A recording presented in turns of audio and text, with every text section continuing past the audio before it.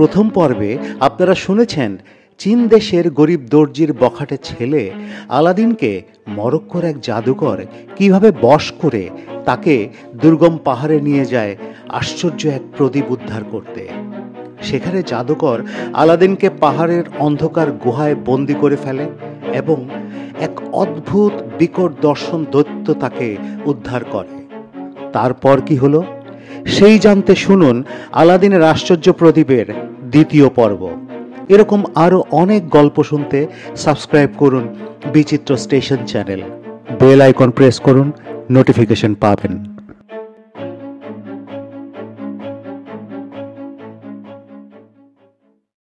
পাহাড় থেকে বাড়ির পথ অনেকটা, কিন্তু তখন আলাদিন খিদে তৃষ্ণা ভুলে ছুটে চলল বাড়ির দিকে। যখন বাড়ির দোরগোড়ায় পৌঁছালো তখন রাত অনেক। মা দরজা ধরে দাঁড়িয়ে ছেলের আগমন প্রতীক্ষা করছিল।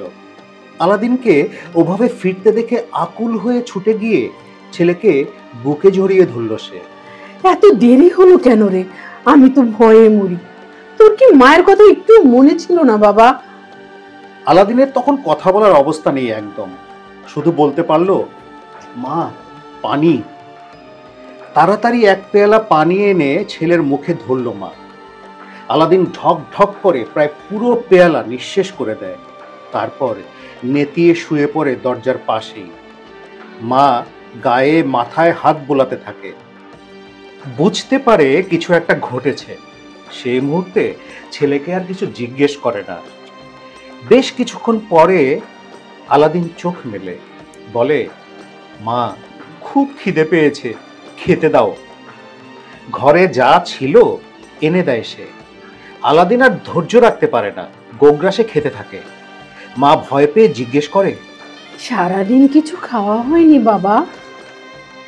আলাদিন কোনো রকমে মুখের খাবার গিলে বলে, সেই সকালে দু একটা ফল খেয়েছিলাম, তারপর আর জটিনি কিছুই। বুঝেছি, খুব খিদে পেয়েছে। তা অত তাড়াহুড়ো করছিস কেন? ধীরে সুস্থে খা। অমন ভাবে খেলে গলায় আটকে মরবি যে। তুমি কিছু ভেবো না মা, খিদে পেট জ্বলে যাচ্ছে, আগে পেট ভরে খেতে দাও। কেন, তোর চাচা খেতে দেয়নি কিছু? চাচা? কে চাচা? লোকটা একটা ধাপ্পাবাজ শয়তান জাদুকর, কোনো কালেও আমার চাচা না। ওমা, বলিস কি? তবে তবে যে সে বলেছিল তোর বাবার মায়ের পেটের ভাই 30 বছর আগে দেশ থেকে বিভাগী হয়ে গিয়েছিল। সব ধাপ্পা মা, সব ধাপ্পা। আমাকে দিয়ে কাজ হাসিল করার জন্য ওরকম বাহানা করে আমাদের ঘরে ঢুকেছিল। কাজ হাসিল করার জন্য? তা তোকে দিয়ে তার কোন উপকার হবে? এমন কি কাজ করতে পারিস তুই? আলাদিন তখন সব কথা মাকে খুলে বলে। কিভাবে সে তাকে পাহাড়ের উপত্যকায় নিয়ে গিয়েছিল, কিভাবে মন্ত্র বলে সেই পাহাড় বিদীর্ণ করে ফেলেছিল, এবং কেমন করে আলাদিন তার কথা মতো সেই চেরাগ বাতিটা আনতে পেরেছিল। সব কাহিনী সবিস্তারে সে মাকে খুলে বলল। মা শুনে একেবারে চুপ হয়ে যায়। এমন ভুতুরে কাণ্ড কারখানা যে হতে পারে বিশ্বাসই হতে চায় না। বলে, সামান্য একটা চেরাগ বাতির জন্য তোকে ওই পাতালপুরীতে নামিয়ে দিয়েছিল লোকটা? কই কই কোথায় সে চেরাগ বাতি?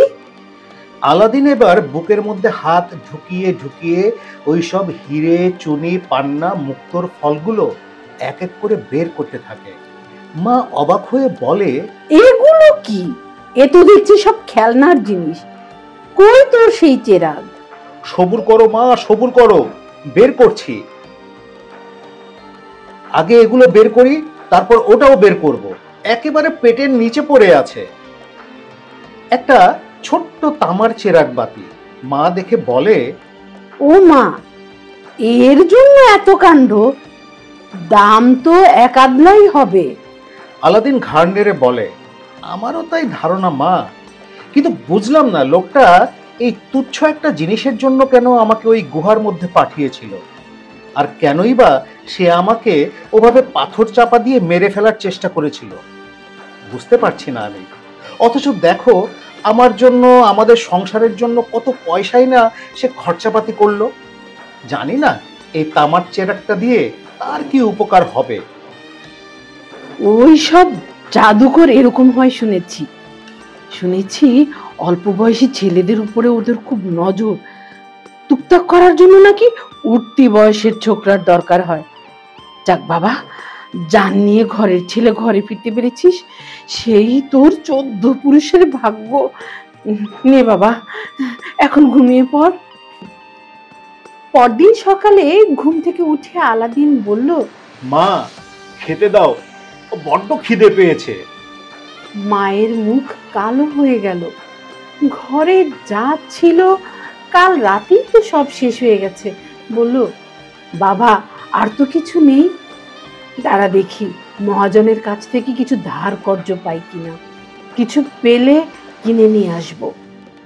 মা, ওই চেরাকটা বেচলে একটা আধলা দিরহামও তো মিলতে পারে, ওটা সঙ্গে নিয়ে যাও না।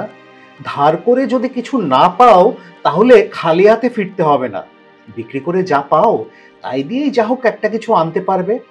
ভালো কথা বলেছিস বাপ, ওটা সঙ্গেই নিয়ে যাই। অমন চেরাগ ঘরে রেখে কি ফায়দা হবে? তার চেয়ে বেচে দিলে আধা দিরহাম তো মিলতেও পারে। কই, দে দেখি চেরাগটা। আলাদিন ঘর থেকে চেরাগ বাতিটা এনে দেয় মায়ের হাতে, বলে, এক কাজ করো মা, খানিকটা ছাই দিয়ে ঘষে মেজে পরিষ্কার করে নাও। তামার জিনিস মাজলে একটু চকচক করবে, খদ্দেরের নজরে হয়তো পুরো দিরহামই পেয়ে যেতে পারো। তা মন্দ বলিসনি বাবা। রান্নাঘরে গিয়ে আলাদিনের মা উনুনের ছাই দিয়ে চেরাগটা মাজতে বসে যায়। একটা ঘষা দিতেই বিরাট এক কালো দৈত্য এসে সামনে হাজির হয়। আলাদিনের মা তো সেই ভয়ঙ্কর মূর্তি দেখে বিকট এক চিৎকার দিয়ে অজ্ঞান হয়ে লুটিয়ে পড়ে মেঝে। আলাদিন ছুটে এসে রান্নাঘরের মাঝখানে দাঁড়িয়ে থাকা দৈত্যকে দেখে আঁতকে ওঠে, কিন্তু মূর্ছা যায় না।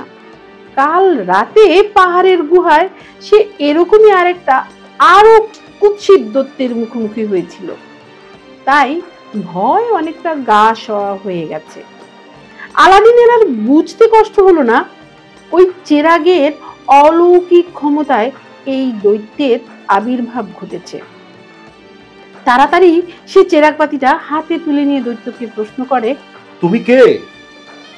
দৈত্য বিশাল মুখটা সামনের দিকে ঝুঁকে অভিবাদনের ভঙ্গি করে বলে, আমি জল, স্থল ও অন্তরিক্ষের অধীশ্বর, কিন্তু আমার ঈশ্বর ওই চেরাগ বাতি, সে এখন আপনার হাতের মুঠোয়।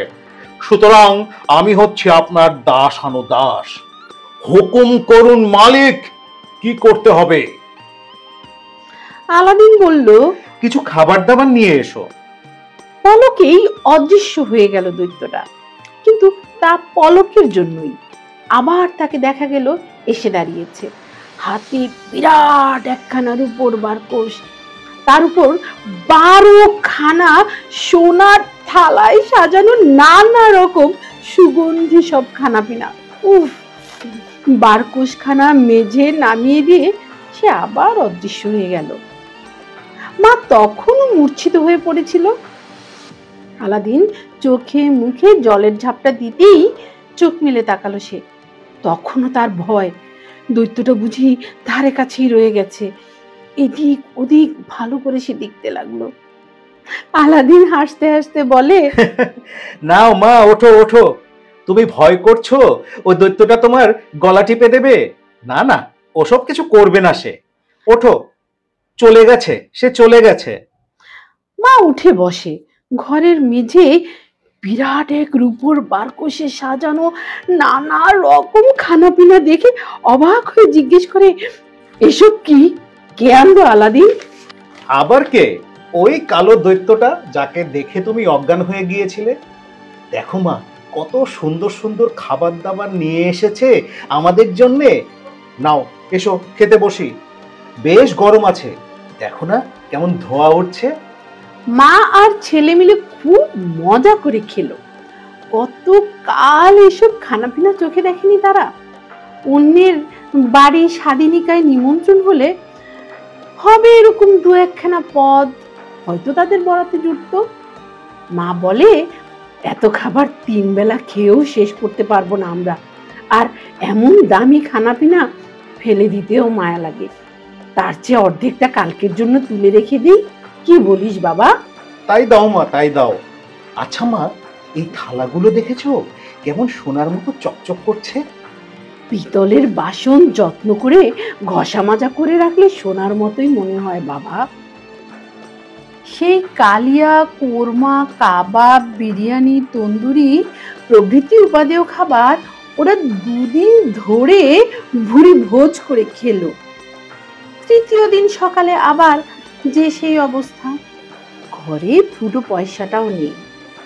আলাদিন বলে, মা আবার সেই দৈত্যকে ডাকি, আবার সে খাবার দাবার দিয়ে যাবে। মা শিউরে উঠে, না না না, ওসবের দরকার নেই। ওইসব জিন দৈত্য আমি সহ্য করতে পারবো না। আমাদের পয়গম্বর মুহাম্মদ সাল্লাল্লাহু আলাইহি ওয়াসাল্লাম একদম পছন্দ করতেন না। দৈত্য বা অলৌকিক জাদু ভেলকি থেকে তিনি শত হাত দূরে থাকতে বলেছেন, কারণ ওগুলো শয়তানের কাজ। তুই বরং এইসব রেখে অন্য কোনো ধান্দা দেখ বাবা, কিছু রোজগারপাতি করার চেষ্টা কর। শেষে আলাদিন একখানা থালা জামার তলায় পেটে গুজে বাজারে চলে আসে বিক্রি করতে। ওপাশে একটা ইহুদির দোকান, লোকটার তেজারতি কারবার। ওর দোকানেই ঢুকে পড়ে সে। লোকটাকে দেখতে ঠিক রক্ত চোষা কাকলাসের মতো, একেবারে হাড্ডিসার চেহারা, চোখ দুটো কোটরে বসা শকুনের মতো লোলুপ দৃষ্টি। আসুন আসুন আসুন জনাব, আসুন, বলুন কি উপকারে লাগতে পারি আপনার? আলাদিন সংকুচিত ভাবে থালাটা বের করে ইহুদির হাতে দেয়। ইহুদিটা থালাটার দিকে দৃষ্টিপাত করেই আলাদিনের আপাদমস্তক নিরীক্ষণ করতে থাকে। চোরাই মাল কিনা বুঝতে পারে না। কোষ্ঠী পাথর থালায় ঘষে সোনার মান যাচাই করে বলে, কত হলে দেবে? আলাদিন কি বলবে, কি দাম হতে পারে ও বুঝবে কি করে? বলে, আপনি যা ভালো মনে করবেন তাই দেবেন, দরাদরির কি আছে? যা উচিত দাম হয় তাই দিন। অনেক ইতস্তত করার পর ইহুদিটা একটা সোনার দিনার তুলে দেয় আলাদিনের হাতে। আসলে থালাটার দাম কম করে হলেও 200 দিনার হবে, কিন্তু লোকটা বুঝতে পেরেছে ছেলেটা এর আসল দাম জানে না। পুরো দিনার একটা হাতে পেয়ে আলাদিনের চোখ চকচক করে উঠে।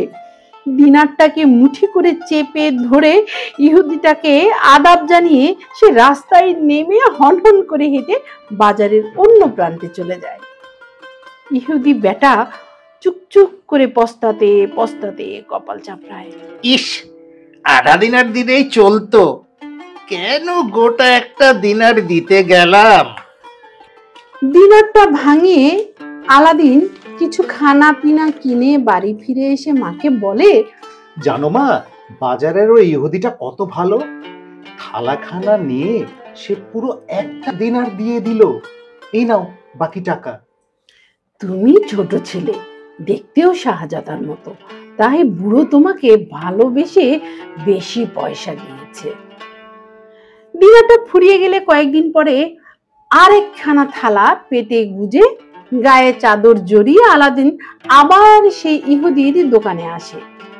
ইহুদি জুলজুল চোখে আলাদিনের চাদর ঢাকা পেটের দিকে তাকায়। আজ কি আছে জনাব? আলাদিন থালাখানা বের করে দেয়। বুড়োটা আবারও একটা দিনের বের করে দেয়, ভাবে, কত দিনের চালে ভুল হয়ে গেছে, আজ তো একই মালের জন্য কম দেওয়া যাবে না। এভাবে কয়েকদিন বাদে বাদে একখানা করে থালা এক এক দিনারের বিনিময়ে ইহুদিটার দোকানে বেচে দেয় আলাদিন। সেই পয়সায় চলে যায় বেশ কিছুদিন। কিন্তু বেশ কিছুদিন এভাবে শেষ হয়ে আসে। ঘরে খাবারের অভাব দেখা যায়, মায়ের মুখ শুকিয়ে যায়। আলাদিন বলে, মা, ওই চাঁদির বারপোস্টটাও বেচে দিয়ে আসি, কি হবে ও জিনিস ঘরে রেখে? পেটে খিদে রেখে ঘরে সোনা রূপা জমা করে রেখে কি ফায়দা? জিনিসটা বড় বাহারি। আচ্ছা ঠিক আছে, যা নিয়ে যা, দেখ কি পাওয়া যায়। ইহুদি পুরো 2টো সোনার মোহর দিল আলাদিনকে, বলল, আমার কাছে এলে ন্যায্য দাম পাবেন জনাব। অন্য দোকানে যাচাই করার আগে আমার কাছে একবার আসবেন। কসম খেয়ে বলছি, ঠকবেন না। এই জন্যই তো সোজা আপনার কাছে এসেছি। আচ্ছা, আজ চলি। শেষ সম্বল 2টি মোহরও কয়েকদিনের মধ্যেই ফুরিয়ে যায়। আলাদিন মাকে বলে, মা, তোমার ভয় ডর একটু কমাও তো, না হলে তো না খেয়ে মরতে হবে। আমি আবারও ওই দৈত্যকে ডাকছি একবার, না হলে চলবে কি করে? ঠিক আছে, আমি একটু পাশের বাড়িতে বেরিয়ে আসি, তুই যা ভালো বুঝিস কর। মা চলে গেলে আলাদিন চেরাগ বাতিটা বের করে একটা ঘষা দিতেই আবার সেই দৈত্যটা এসে সালাম ঠুকে দাঁড়িয়ে পড়ে। আমি জল, স্থল ও অন্তরিক্ষের অধীশ্বর, কিন্তু আমার ঈশ্বর ওই চেরাগ, সেটা এখন আপনার কবজায়। সুতরাং আমি আপনার দাসানুদাস, হুকুম করুন মালিক। আলাদিন বলে, যাও, আরো কিছু খানাপিনা নিয়ে এসো। পলকের মধ্যে আবার সে ঠিক আগের মতো একখানা চাঁদির বারকোষ এনে নামায়, তার উপরে 12খানা সোনার থালায় সুগন্ধি সব মন মাতানো খাবার দাবার। 2 দিন ধরে খুব মজা করে খেলো ওরা। তারপর দিন আলাদিন আবার একখানা থালা জামার তলায় পেতে গুজে বাজারের পথে বেরিয়ে পড়ে। ইহুদির দোকানে যাবার পথে এক মুসলমান বৃদ্ধ স্যাকরার দোকান পড়ে। সেই সদাশয় বৃদ্ধ কিছুদিন ধরেই লক্ষ্য করছিল, কয়েকদিন পর পর ছেলেটা জামার তলায় কি যেন একটা নিয়ে ইহুদির দোকানে ঢোকে। ইহুদিটা যে মস্ত ধারিবাজ লোক, ঠকাতে ওস্তাদ, সে কথা সবাই জানে। বৃদ্ধ ভাবে, অবোধ সরল ছেলেটাকে না জানি শয়তানটা কিভাবে ঠকাচ্ছে। দোকানের সামনে আসতে আসতে বৃদ্ধ আলাদিনকে ডাকে, বলে, শোনো বাবা, শোনো। আলাদিন দ্বিধা ভরে দোকানে উঠে আসে। বৃদ্ধ বলে, প্রায়ই দেখি তুমি ওই ইহুদিটার দোকানে যাও, লোকটা ভালো না। কি ব্যাপার, কেন যাও সেখানে বলো তো? সংসারের অবস্থা আগে ভালো ছিল আমাদের, এখন অভাব অনটনে পড়েছি, তাই কিছু থালাবাটি বিক্রি করে খেতে হচ্ছে। ওই দেখি কি এনেছো আজ। আলাদিন থালাখানা বের করে বৃদ্ধের হাতে দেয়। এক নজরেই বৃদ্ধ বুঝতে পারে একেবারে নিখাদ খাঁটি সোনার তৈরি। জিজ্ঞেস করে, এরকম কতগুলো থালা আছে তোমার ঘরে? 12খানা, আরো 12খানা ছিল ওই ইহুদিকে বেচে দিয়েছি। তা কি দাম দেবেন এটার? তুমি যেই হও, আমি কোনো ঠকানোর ব্যবসা করি না বাবা। দাঁড়াও, ওজন করে দেখি, ন্যায্য দাম যা হয় তাই পাবে। নিক্তিতে ওজন করে হিসেব কষে সে বলল, 200 দিনার দিতে পারি। আলাদিন আকাশ থেকে পড়ে, 200 দিনার? হ্যাঁ, 200 দিনার। অন্য 5টা দোকানে যাচাই করে দেখতে পারো, যদি কেউ বেশি দিতে চায় তবু তাকে দিও না, আমার কাছে এসো, আমি দেব তোমাকে সেই দাম। আলাদিন বলে, অন্য দোকানে যাওয়ার আর কোনো দরকার নেই আমার। এখন বুঝতে পারছি ওই ইহুদিটা আমাকে কি ঠকিয়েছে। কত করে দিয়েছিল এক একটা থালার জন্য? মাত্র 1 দিনার। বৃদ্ধ চমকে ওঠে, 1 দিনার? বলো কি? এই যে গলা কাটা ব্যাপার। লোকটাকে ফাঁসি দেওয়া দরকার, কিন্তু কি করবে বলো, সাক্ষ্য প্রমাণ তো কিছু নেই, না হলে ওকে জেলে ভরে দেওয়া যেত। আলাদিন বলে, যাক, যা গেছে যাক, উনি আর ঝুট ঝামেলা বাড়াতে চায় না। এখন থেকে আপনার কাছে ছাড়া আর কোথাও যাব না। এরপর থেকে সেই ধর্মপ্রাণ মুসলমানের দোকানে সব থালা বেচে দিয়ে অনেক টাকা ঘরে তোলে আলাদিন। বহুদিন পরে নিজেদের দৈন্য দশা কাটিয়ে বেশ কিছু পয়সা কড়ির মালিক হয়ে ওঠে। বৃদ্ধ দোকানির সাথে ইতিমধ্যে আলাদিনের বেশ ভাব জমে ওঠে। কথায় কথায় বৃদ্ধ বলে, এছাড়া আর কি আছে তোমাদের বাড়িতে?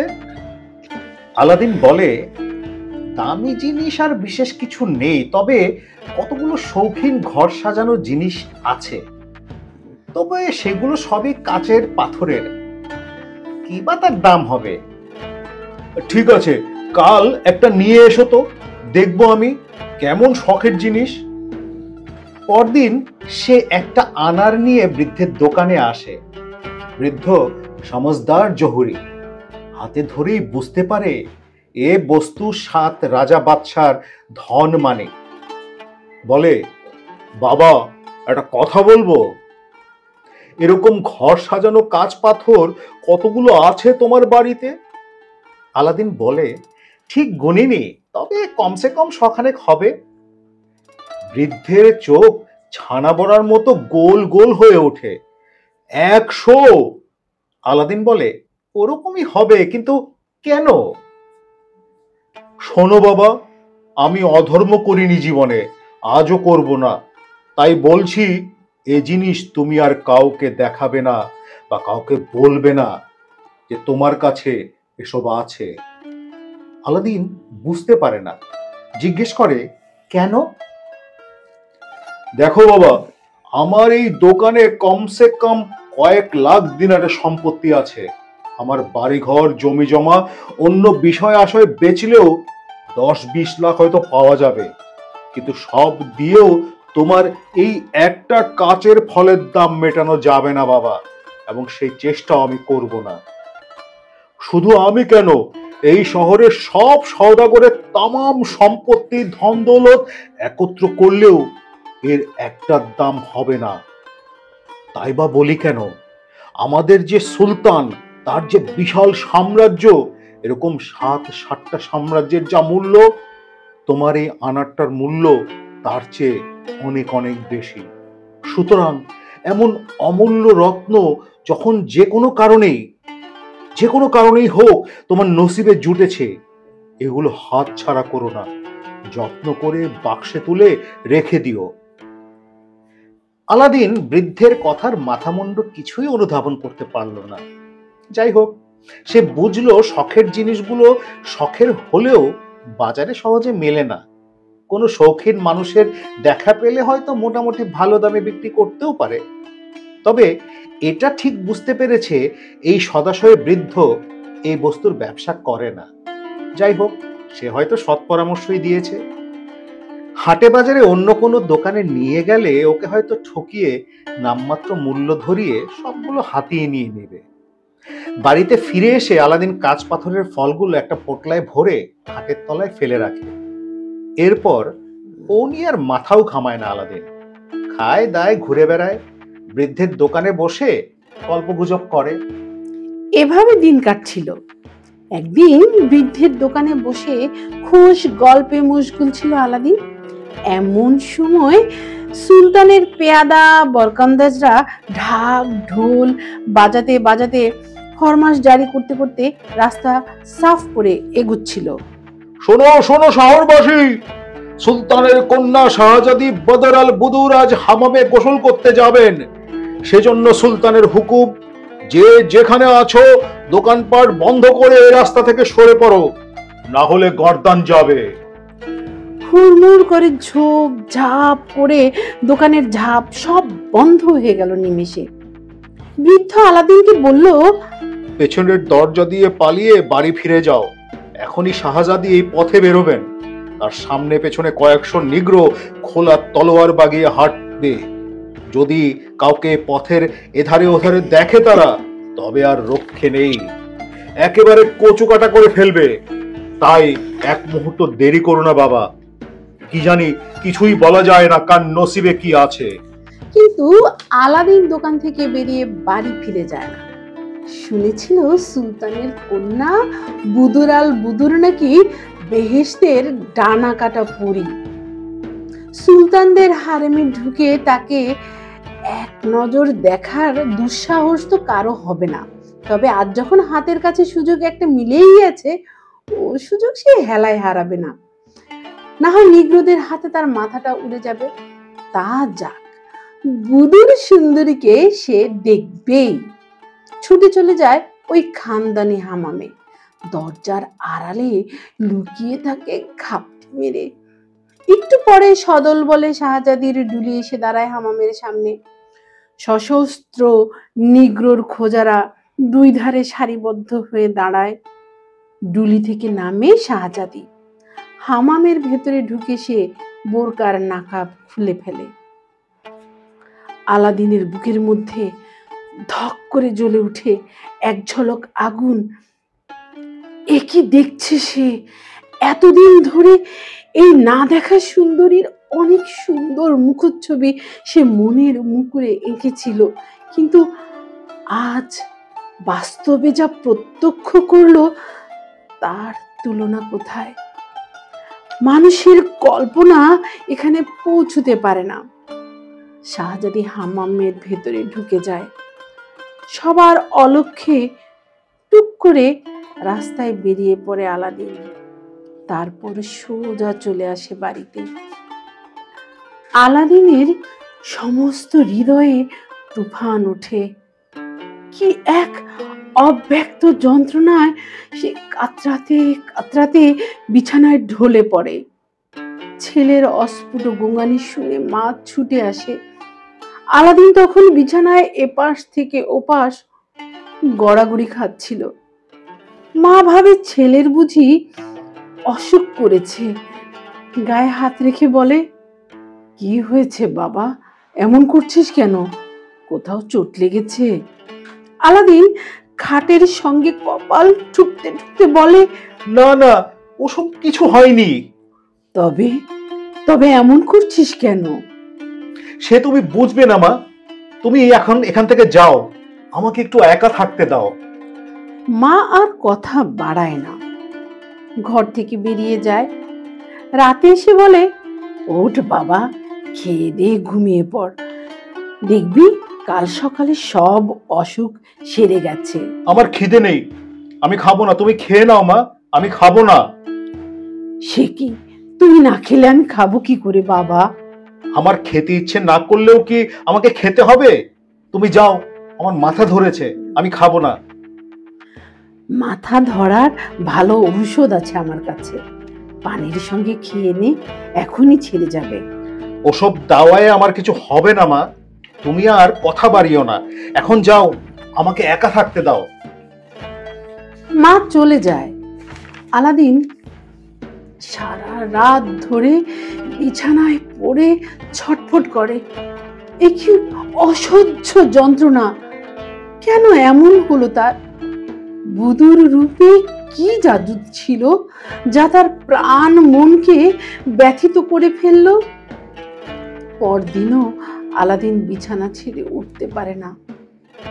মা অনেক সাধাসাধি করেও কোনো ফল হয় না। আলাদিনের বুকের জ্বালা কিছুতেই প্রশমিত হয় না। মা ভাবে ছেলের কোনো কঠিন অসুখ করেছে।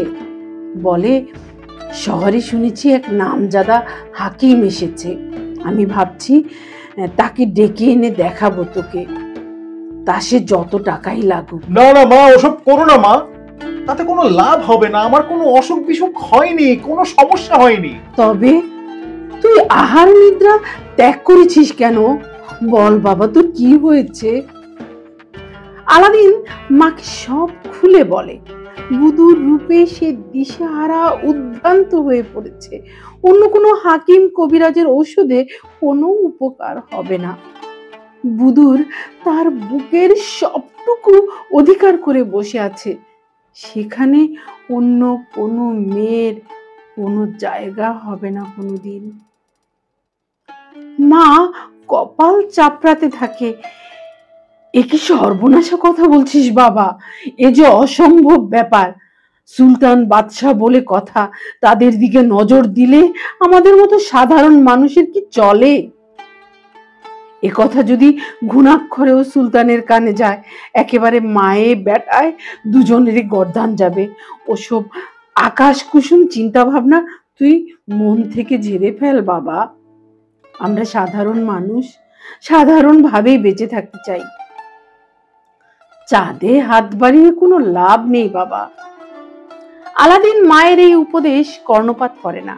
বলে, তুমি যতই আমাকে বোঝাতে চাও মা, মন আমার বুঝবে না। হয় বুদুরকে পাবো, না হয় জান খতম করে দেব, এই আমার পণ। মা কান্নায় ভেঙে পড়ে।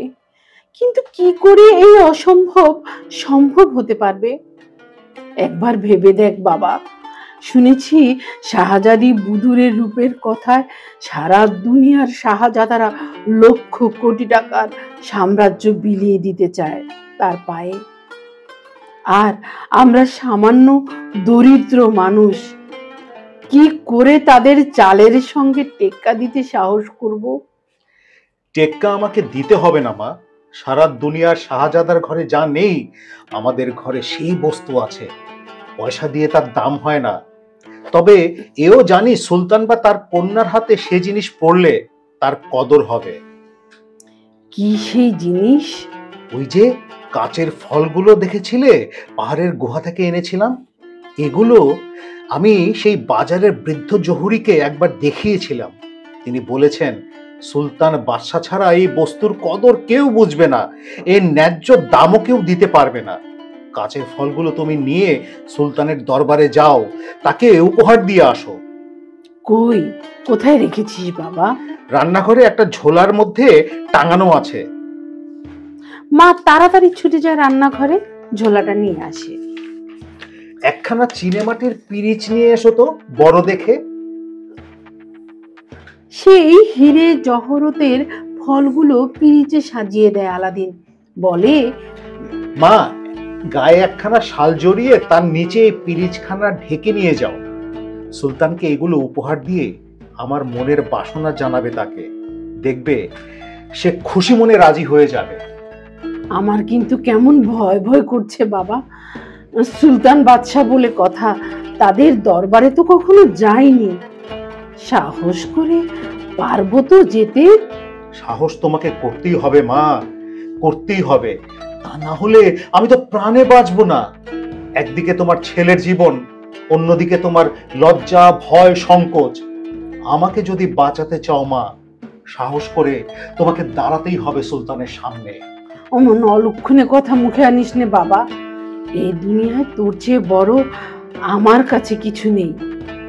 তোর জন্য আমি ফাঁসিতেও ঝুলতে রাজি আছি। না মা, তোমাকে ফাঁসিতে ঝোলাবো কেন? তোমার প্রস্তাবে তিনি রাজি না হলে ফিরিয়ে দিতে পারেন, সাজা দেবেন কেন? কি জানি বাবা, সুলতান বাদশার খেয়াল হুকুম জারি করে দিলেই তো হলো। তা হোক, তোর জন্য আমি জান কবুলও করতে পারি। ও জন্য আমি ভয় করব না। যাব তার কাছে, বলবো আমার প্রস্তাব। নিতে হয় নেবেন, না হয় নেবেন না। আমাকে যদি সাজা দেন, আমি তার জন্য চিন্তা করি না। কিন্তু প্রস্তাব শুনে সুলতান যদি ক্ষেপে তোকে কোনো সাজা দেয়, সে আমি সইব কি করে বাবা? যাই হোক মা, যাই হোক, তুমি যাও। বুদুরকে না পেলে এ জীবনে আমি এমনিতেও রাখবো না মা। আমায় বিশ্বাস করো, এই উপহার তার সামনে ধরলে তিনি তোমার উপরে খুশি হবেন। মা গায়ে শাল জড়িয়ে তার তলায় ফলের পিরিচখানা ঢেকে নিয়ে দরবারে এসে এক কোণে দাঁড়ালো। তখন সুলতান মসনাদে বসে হুকুমতের কাজে ব্যস্ত ছিলেন। সারা দরবার কক্ষ উজির, আমির ও বিচার প্রার্থীদের ভিড়ে পরিপূর্ণ। উজির এক এক করে নাম ডাকতে থাকে। সুলতান তাদের হাতে আরজি শোনেন, তারপর ফরমাস দিতে থাকেন। এভাবে ধীরে ধীরে দরবারটার ভিড় হালকা হতে থাকে। একসময় সুলতান তার কাজকাম সমাধা করে মসনদ ছেড়ে প্রাসাদের ভেতরে চলে যায়। আলাদিনের মা কিন্তু সাহস করে সামনে এগিয়ে যেতে পারে না, কোনো কিছু বলতে পারে না তার আগমনের উদ্দেশ্য। দরবার যখন একেবারে ফাঁকা হয়ে যায়, তখন সে ব্যর্থ মনোরথে ফিরে আসে বাড়িতে। আলাদিন অধীর আগ্রহে অপেক্ষা করছিল। মাকে ফিরতে দেখে বড় আশা নিয়ে সে ছুটে আসে। কিন্তু মা ছেলেকে কোনো সুখবর দিতে পারে না। বলে, সবই আমার দোষ বাবা। পারলাম না, কিছুতেই পারলাম না বলতে। কে যেন আমার গলাটা চেপে ধরলো। বিশ্বাস কর বাবা, অনেক চেষ্টা করেছিলাম, কিন্তু সুলতানের সামনে গিয়ে দাঁড়ানোর সাহস হলো না। আলাদিন হতাশায় ভেঙে পড়ল। ছেলেকে আশ্বাস দিয়ে মা বলে, তুই ঘাবড়াস নে বাবা, আজ পারিনি, কিন্তু দেখে নিস কাল ঠিক পারবো। কাল আমি সুলতানের সামনে গিয়ে দাঁড়াবই। পরদিন যথাসময়ে সেই ফলের পিঁড়ি ছালের তলায় ঢেকে আবার দরবারে হাজির হয়। কিন্তু সেদিনও সেই একই অবস্থা। অনেক চেষ্টা করেও জনতা কাটতে পারে না আলাদিনের মা। একে একে দরবারের সব কাজ সমাধা করে সুলতান প্রাসাদে ফিরে চলে যান। আলাদিনের মা আড়ষ্ট হয়ে চুপ করে দাঁড়িয়ে থাকে। সেদিনও বাড়িতে ফিরে আলাদিনকে কোনো আশার বাণী শোনাতে পারে না, তবে ভরসা দেয় হাল সে কিছুতেই ছাড়বে না, আবার যাবে আগামীকাল। পরের দিনও একই দশা। বোবার মতো দরবারের এক প্রান্তে দাঁড়িয়ে থাকে, অবশেষে ব্যর্থ মনে ফিরে আসে। এভাবে অনেক দিন কাটার পর একদিন সুলতান উজিরকে জিজ্ঞেস করলেন, আচ্ছা, ওই যে ও পাশে একটা মেয়েকে দেখো, আমি লক্ষ্য করেছি প্রতিদিন সে দরবারের শুরু থেকে শেষ পর্যন্ত ওই এক জায়গায় দাঁড়িয়ে থাকে। আমার মনে হয় সে কিছু বলতে চায়। উজির বলে, কিন্তু জাহাপানা, কত সাধারণ মানুষ আপনার দরবারে আসে তাদের নিজের আর্জি পেশ করতে। ওর যদি কিছু বলার থাকবে, ওভাবে বোবার মতো দাঁড়িয়ে থাকবে কেন? নিয়ম মতো দরখাস্ত পেশ করতে পারে, সময় মতো তার শুনানিও উঠতে পারে। তোমার কথা আমি বুঝলাম সবই, কিন্তু সব মানুষই তো সমান বিচক্ষণ নয়। হয়তো কোনো কারণে সে সামনে এসে দাঁড়াতে সাহস করছে না। যাই হোক, ওকে আমার কাছে আসতে বলো, আমি ওকে জিজ্ঞাসা করব। তৎক্ষণাৎ উজিরের ইশারায় পেয়াদা এসে আলাদিনের মাকে বলল, আপনি মসনদের সামনে হাজির হন, সুলতান আপনাকে জেরা করবেন। আলাদিনের মায়ের বুকে কাঁপুনি ধরে। সে কোনো রকমে টলতে টলতে সুলতানের সামনে এসে কুর্নিশ করে দাঁড়ায়। সুলতান প্রশ্ন করে, কে তুমি? আমি জাহাপনার একান্ত অনুগত দাসী। ধর্মাবতার আমার স্বামী এই শহরের সামান্য দর্জি ছিল। অনেকদিন আগে তার ইন্তেকাল হয়েছে। এখন আমার একমাত্র সন্তান আলাদিন, তাকে নিয়ে কোনো রকম দিন যাপন করছি। বেশ, কিন্তু এখানে এই দরবারে তোমার কি আর্জি? আমি লক্ষ্য করেছি রোজই তুমি আসো, ওই এক জায়গায় চুপচাপ দাঁড়িয়ে থাকো। কি ব্যাপার? তোমার যদি কিছু বলার থাকে তা বলো না কেন? ভয়ে বলি না জাহাপনা। ভয়? কিসের ভয়? আমার দরবারে কোনো প্রজা আমার সামনে ভয় সংকোচ করে কোনো কথা গোপন করবে না, এই আমি চাই। শোনো, তোমার কোনো ভয় নেই, যা বলার নির্ভয়ে বলো। আমি তোমার আর্জি শুনতে চাই। কি তোমার অভাব অথবা অভিযোগের নালিশ? কেউ কি তোমার অনিষ্ট করেছে বা কারোর কাছে প্রতারিত হয়েছো? না জাহাপনা, কোনো অভাবের আর্জি পেশ করতে আমি আসিনি। তাছাড়া মহামান্য শাহানশাহের সুশাসনে আমি বেশ সুখেই দিন কাটাচ্ছি। আমার প্রতিবেশীরা প্রত্যেকেই সহৃদয়, মহানুভব। কোনো নালিশ অভিযোগ আমার নেই। নেই? তবে তবে কেন এই রোজ এই দরবারে এসে দাঁড়িয়ে থাকো? আমার নিবেদনটা একটু অন্যরকম, এবং তার দরবারের এই লোকজনের মধ্যে বলাও সঙ্গত মনে করি না। ধর্মাবতার যদি একান্তে আমার কথা বলার অনুমতি দেন তবে খুব ভালো হয়। সুলতান কিছুই বুঝতে পারে না। উজিরের দিকে তাকালেন তিনি। উজির বলল, আজকে দরবারের কাজ প্রায় শেষ হয়ে গেছে জাহাপনা, আপনি যদি অনুমতি করেন আমরা দরবার ত্যাগ করে চলে যাই। ঠিক আছে, সবাইকে চলে যেতে বলো, কিন্তু তুমি থাকো, তুমি যেও না। উজিরের ইশারায় দরবার কক্ষ নিমেষে ফাঁকা হয়ে গেল। তখন সুলতান বলেন, এবার তোমার কি বলার আছে বলো। আলাদিনের মা একটু সামনে এগিয়ে আসে, কিন্তু মুখে কোনো কথা বলতে পারে না। কে যেন তার গলাটা চেপে ধরে থাকে। বুকের স্পন্দন আরো দ্রুততর হয়ে ওঠে। উজির বলে, কই, তোমার কি বলা আছে বলো জাহাপনার সামনে। সুলতানও বলেন, নির্ভয়ে বলো, নির্ভয়ে বলো, তোমার কথা নিভৃত শুনবো বলে আমি দরবারে সবাইকে বাইরে পাঠিয়ে দিয়েছি। আলাদিনের মা তবুও কথাটা যেন বলতে পারে না। সুলতান এবার রাগত স্বরেই বললেন, এভাবে সময় নষ্ট করো না, যা বলার আছে বলে ফেলো জলদি। এবার আলাদিনের মা মরিয়া হয়ে বলে, মহামান্য ধর্মাবতার, আমার গোস্তাকি মাফ করবেন। আমি সামান্য এক দর্জির বিধবা পত্নী। আমার একমাত্র ছেলে আলাদিন দেখতে শুনতে চমৎকার, কিন্তু পয়সা না থাকলে এই দুনিয়ায় রূপের কি দাম। কোন রকমের দুবেলা দুমুঠো অন্ন সংস্থান হয়তো হয়, কিন্তু তার বেশি নয়। সুলতান অধৈর্য হয়ে বলে ওঠেন, আহা, সে তো বুঝলাম, এখন আসল কথাটা কি সেটা তো বলবে নাকি? ঝটপট বলে ফেলো তো। কিন্তু জাহাপনা, সে কথা শুনে আপনি যদি রেগে যান, আপনি দিন দুনিয়ার মালিক, আপনার অসীম ক্ষমতা। আপনি ক্রুদ্ধ হলে। আহা, অত ভনিতা করছো কেন? যা বলার সোজাসুজি বলো। আমি তো বলেছি আমার দরবারে যার যা অভিরুচি আরজি জানাতে পারে, তার জন্য আমি রুষ্ট বা ক্রুদ্ধ হই না। জাহাপনা, আমার নির্বোধ পুত্র আলাদিন আপনার দাসানুদাস প্রজা। সে একদিন শাহজাদি বুদুর আল বুদুরকে স্বচক্ষে দেখেছে। উজির প্রশ্ন করলো, কি উপায়ে? শাহজাদি কিছুদিন আগে গোসল করার জন্য হামামে গিয়েছিলেন। সেই সময় জাহাপনার কড়া পাহারা সত্ত্বেও আলাদিন হামামে ঢুকে পড়তে পেরেছিল। কি আশ্চর্য, কি বলছো এসব? আলাদিনের মা বলতে থাকে, ওই হামামে পরমা সুন্দরী শাহজাদির রূপের ছটা দেখে বাছা আমার মজে যায়। সেই থেকে সে প্রেমানলে দগ্ধ হচ্ছে, আহার নিদ্রা ত্যাগ করেছে। এক কথায় শাহজাদি বুদুরকে না পেলে জীবন রাখবে না।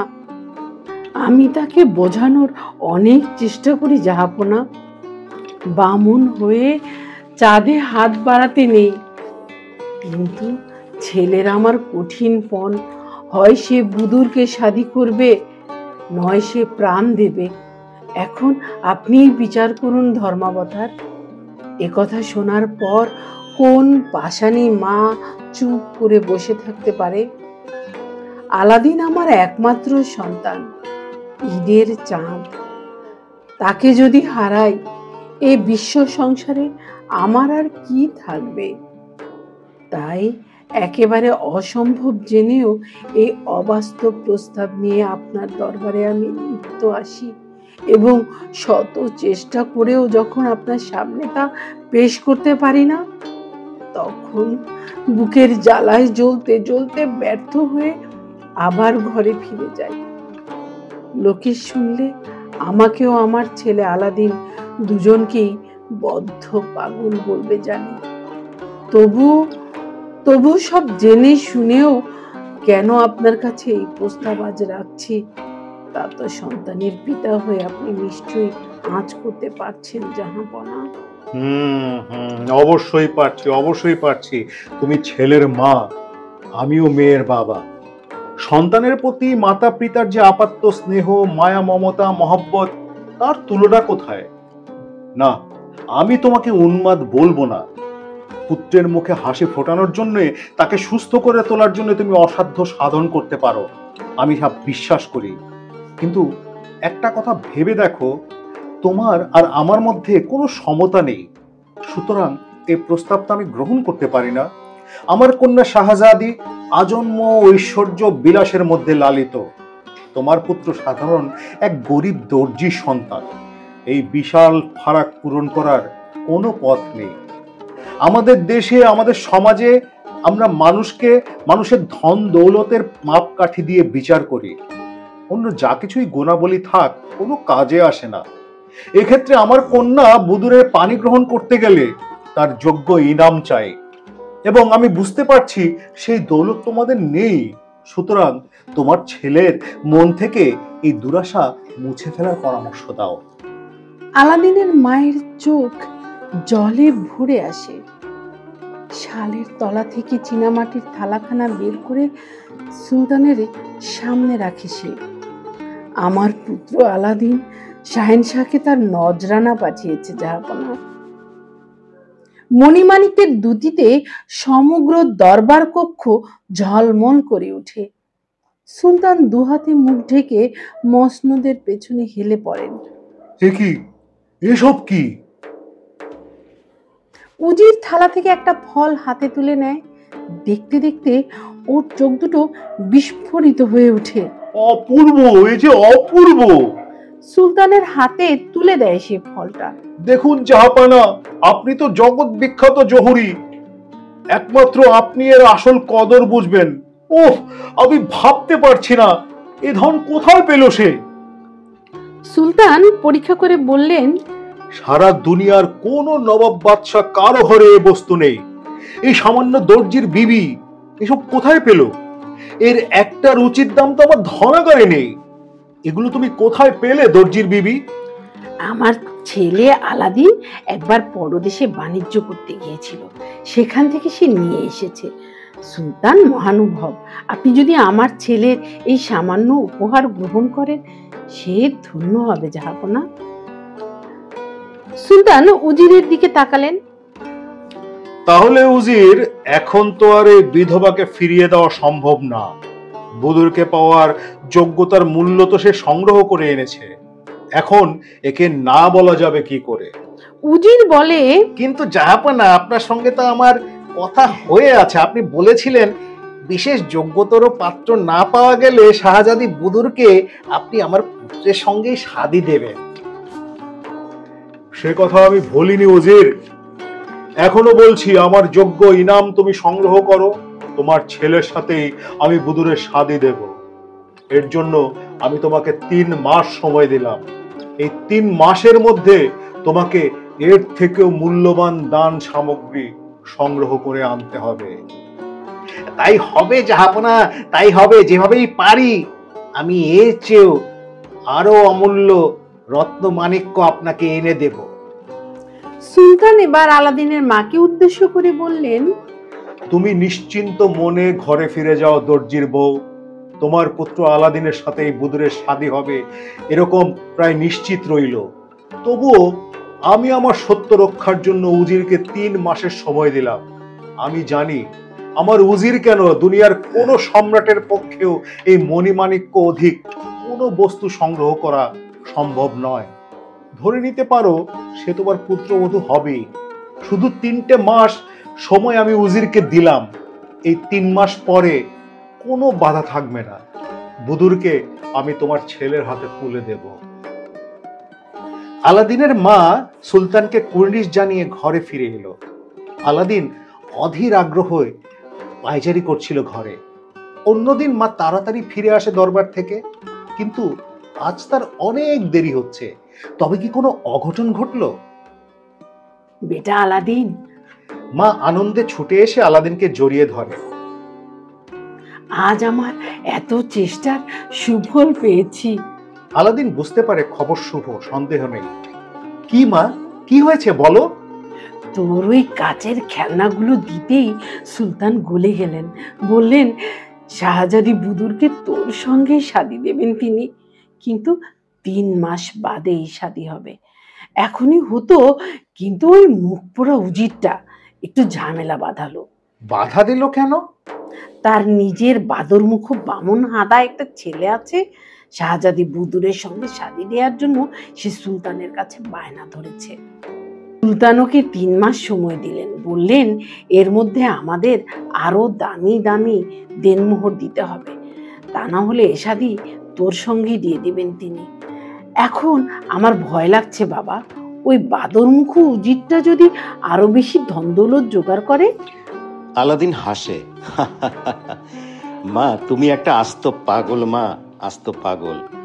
যে বস্তু সুলতানের হাতে তুলে দিয়ে এসেছো, তামাম দুনিয়া খুঁজলেও তার নখের যোগ্য একটা জিনিস কেউ জোগাড় করতে পারবে না।